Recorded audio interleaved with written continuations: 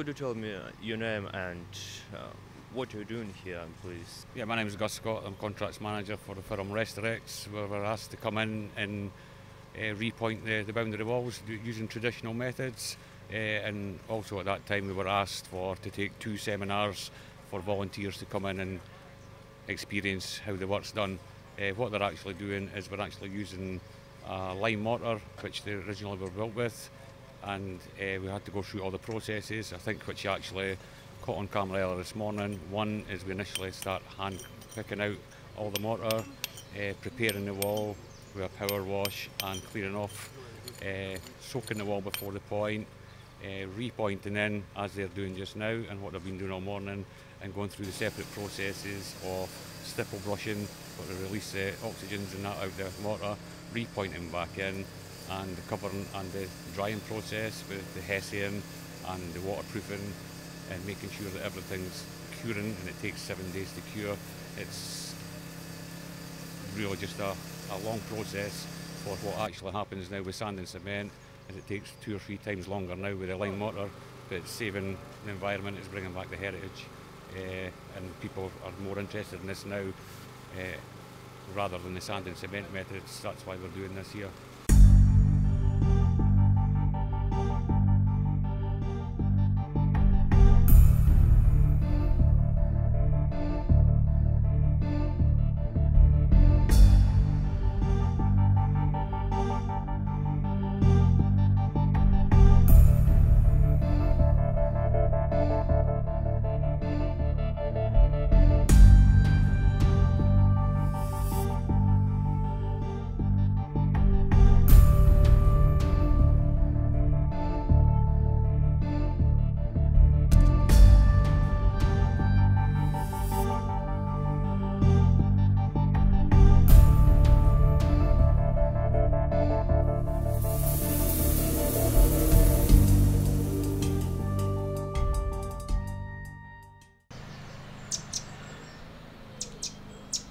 So this training is just to give you the basic facts on how to identify the 6 common bees, bumblebees you're going to find. And it's much easier than butterflies, promise you. So you see this insect is quite small but very hairy. They are adapted to cold weather conditions. They are perfect for this hemisphere and Scotland. So we have developed here only 6 species in Edinburgh, but there's more. All the bodies covered with hairs, so it makes them really untasty. So they might not be on a flower, but they might be just in grass or just looking for a patch for them to do a nest. So keep your eyes open. Upside down. So turn upside down. Yeah, and try to fly up. Yeah. Flying, Oh, kind that's of a lot. gently go for it. Oh, that's beautiful. A red one. Something got a bit of... Yeah, slowly. Jordan, the red tipped one. There you go. That's nice. You got it? Nice one, first one you've seen. This is the size of it. It's a queen. Very big. And you can't miss it because it's all black with orange red. And that's it, covered in pollen.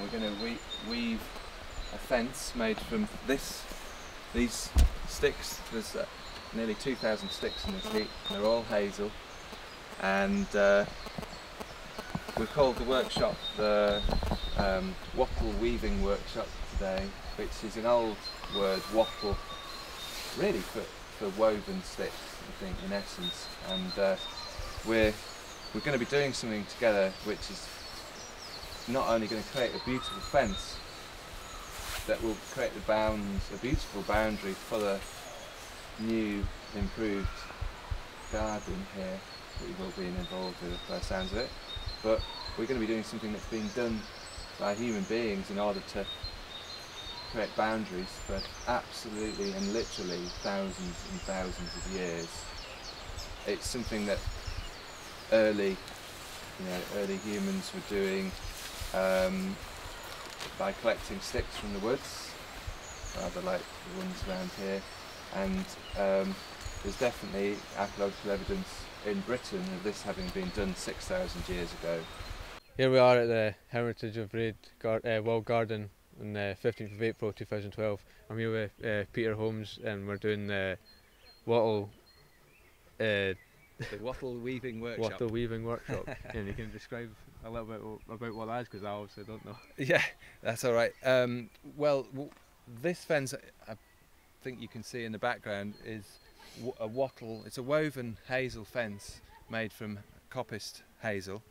Coppicing is when you cut a tree back and it regrows with lots of straight rods, and the hazel that you can see here, that's 12 years old, and it was coppiced in February. Brought up here, it was cut in Yorkshire, brought up here, and what we're doing today is really a modern twist on something that's been done for at least 6,000 years in Great Britain. So it's ancient. Long, they were doing it before the Bronze Age, and it's a way to use natural materials to make fences. Here we've got a boundary now to stop dogs getting into what's going to be the new wildlife garden at the Hermitage of Braid. But the old plasterers, before plasterboard was invented, it was effectively the same thing, weaving coppice materials to make a lattice work, and then they'd plaster onto that. So that's wattle has lots of certainly did have a lot of different uses, and today, in the 21st century, we're using it as a garden feature. So you obviously know a lot about it. How did that come to be? Like, how are you now an expert in this process?